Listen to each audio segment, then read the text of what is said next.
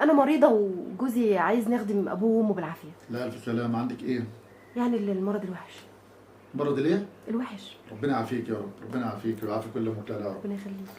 طيب انت متجوزه بقالك قد ايه؟ متجوزه بقالي 7 سنين. وقبل المرض كان ايه الدنيا؟ كان كويس معايا وكل حاجه، وانا كنت بعمل كل حاجه في البيت، انا متجوزه في بيت عيله وبعمل كل حاجه. انما دلوقتي لما عرفت بالمرض بقالي 7 شهور تعبانه، هو مش مقدر كده خالص وعايزني برضو اخدم ابوه وامه بالطريقه دي. ربنا يبارك فيكي ويتم شفاك على خير، ويبارك في والده ووالدته، ويبارك في بره وقلب والده ووالدته.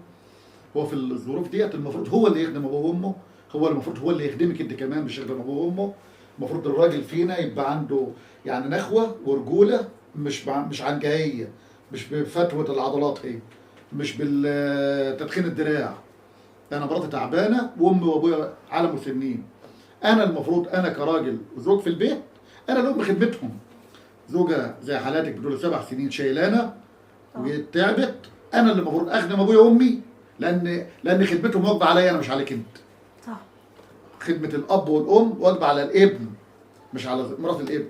مرات الابن انما جعلت المراه للفراش، ما عليكيش خدمه لا ليكي ولا لزوجك شرعا، لكن انت بتخدمي ده تطوع منك. خلاص تعبتي، المفروض ان زوجك يبقى حسيس، يبقى عينيه فيها شويه دموع، والله. يبقى يخدم ابوه وامه، ولو عادل يشيل معاكي حبه كمان.